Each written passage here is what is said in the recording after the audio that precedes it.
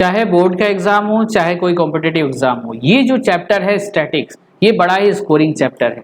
आप सिंपल फॉर्मूले होते हैं, सिंपल लॉजिक होते हैं, आप आसानी से समझ के देखिए, पूरी वीडियो को देखिएगा और देखिएगा किस तरह से क्वेश्चन को सॉल्व किया जाता है। तो चलिए पहला क्वेश्चन सॉल्व करते हैं। प्रॉपर्टी से क्वेश्चन है, आप लोग वीडियो को पूरा लास्ट तक देखें और अपने दोस्तों को शेयर कर दें जो एएमयू और जामिया में जाना चाहते हैं, उनकी एंट्रेंस की प्रिपरेशन करना चाहते हैं या फिर कर रहे हो। ठीक है, तो पहला question, if each observation of same discrete data is increased by x, the mean will be increased by।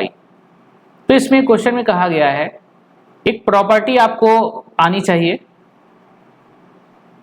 देखिए अगर कोई ऑब्जर्वेशन है, मान लीजिए ऑब्जर्वेशन डाटा जो होता है उसी को क्या कहते हैं, ऑब्जर्वेशन है। मान लीजिए 2 है, 4 है, 6, 8, 10, 12, ये कोई ऑब्जर्वेशन है हमारे पास। ठीक, इन ऑब्जर्वेशन में अब क्या कहा, इसको ऑब्जर्वेशन कहा जाए या डाटा कहा जाए, ये हमारे पास डाटा है। और क्या कहा गया है, हर डाटा में increase by x, her data में एक्स को एक्स से इंक्रीज कर दिया जाए, 2 प्लस एक्स कर दिया जाए, 4 प्लस एक्स कर दिया जाए, 6 प्लस, ऐसे ही हर ऑब्जर्वेशन में हर डाटा में एक्स इंक्रीज कर दिया जाए। देन मीन विल बी, तो जो नया वाला मीन रहेगा, मान लीजिए जब ये नंबर थे, ये नंबर थे, ये था डाटा हमारा, तो मीन था हमारा मान लीजिए ए था हमारा मीन।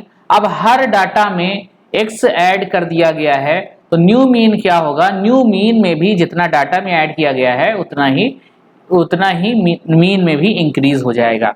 ये प्रॉपर्टी है मीन की। या फिर जितना डिक्रीज किया जाता, हर डाटा में जितनी वैल्यू डिक्रीज की जाती उतनी ही मीन में भी डिक्रीज हो जाती। तो ये प्रॉपर्टी है मीन की, आप लोग याद रखें कि हर डाटा में जितना इंक्रीज किया जाएगा तो मीन में भी उतना इंक्रीज हो जाएगा, डिक्रीज किया जाएगा तो मीन में भी उतना डिक्रीज हो जाए। तो फाइनल आंसर क्या होगा, इंक्रीज बाई एक्स। पहला ऑप्शन जो है वो सही है, क्योंकि हर डाटा में एक्स का इंक्रीज हुआ है तो मीन में भी एक्स का इंक्रीज हो जाएगा। Next question, median of discrete data is calculated by arranging the value. ये बढ़िया क्वेश्चन। देखिए आप लोग ने क्लास 10th में मीडियन के क्वेश्चन सॉल्व किए होंगे।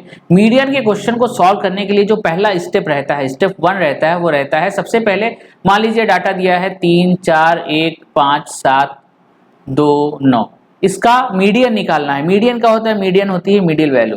मिडिल वैल्यू निकालने के लिए आप ऐसे ही डाटा को आप नहीं अरेंज, ऐसे ही मिडिल वैल्यू नहीं निकाल देंगे कि 3 वैल्यू इधर से और 3 वैल्यू इधर से हटा दिए, बीच में जो बचा मीडियन, गलत हो जाएगा।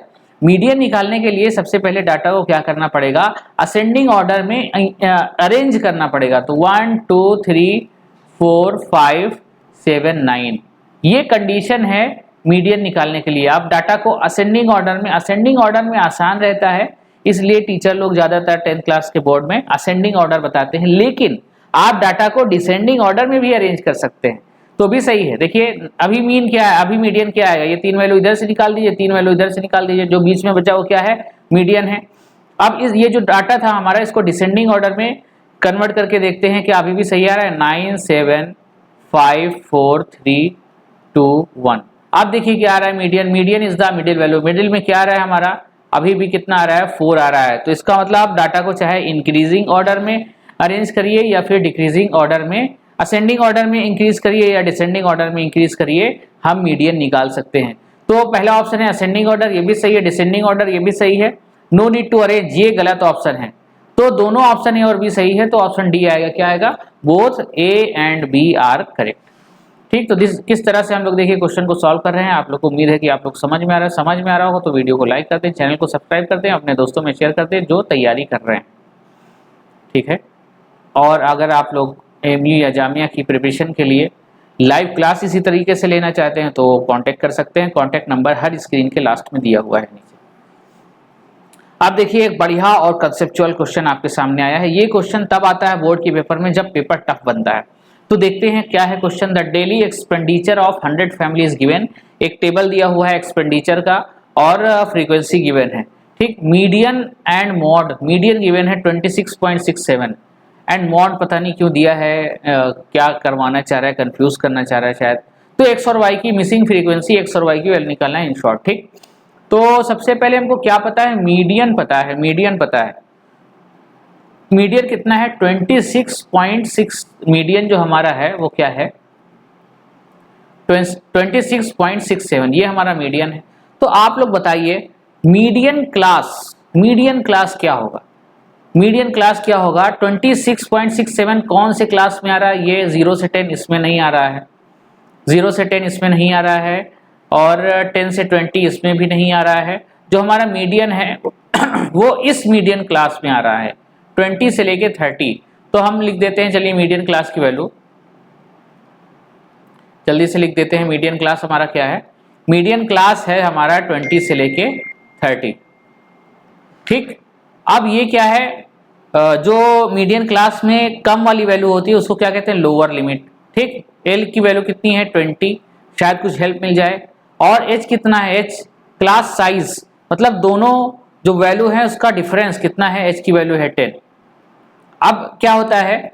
कम्युलेटिव फ्रीक्वेंसी आपको पता करना होता है। आप लोग 10th क्लास में क्या करते हैं? 0 से 10, चलिए बना लेते हैं, 10 से 20, और फिर क्या 20 से 30, 30 से 40, और 40 से 50, ऐसे बना लेते हैं फ्रीक्वेंसी की टेबल। और यहाँ पर क्या है? 14 है, x है, 27 है, y है, 15 है। ठीक, इस तरह से फ्रीक्वेंसी की टेबल बना लिया। ये है क्लास इंटरवल, ये है फ्रीक्वेंसी, और ये है हमारी कम्युलेटिव फ्रीक्वेंसी। कम्युलेटिव फ्रीक्वेंसी कैसे लिखते हैं? जो ये पहली वैल्यू है फ्रीक्वेंसी की, इसको एज इट इज नोट कर देते हैं 14। और अगली फ्रीक्वेंसी कैसे लिखेंगे? ये जो हमारी कम्युलेटिव फ्रीक्वेंसी आई है इसमें इस नंबर को ऐड करेंगे, 14 में किसका ऐड करेंगे? x का ऐड करेंगे, और यहाँ पर लिख देंगे 14 प्लस x। ठीक, अगली क्या आएगी? इसमें ये ऐड करके यहाँ लिख देंगे।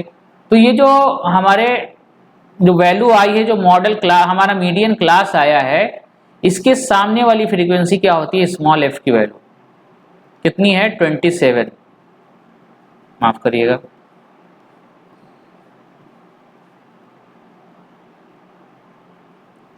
तो स्मॉल f की वैल्यू कितनी है? 27।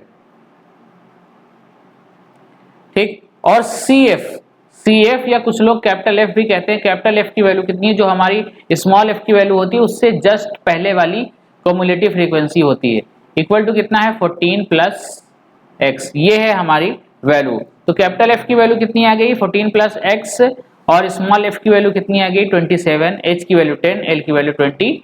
तो हम मीडियन का फॉर्मूला आप लोग तो याद होगा, median equal to L plus n upon 2 minus CF upon में माइनस CF अपॉन में स्मॉल f इंटू में h।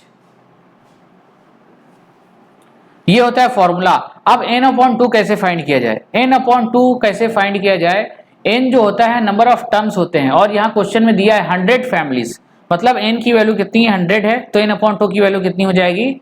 50 हो जाएगी। तो आइए वैल्यू पुट कर देते हैं और हमको यहाँ से x की वैल्यू मिल जाएगी। तो मीडियन की वैल्यू है 26.67, नॉट वर्किंग।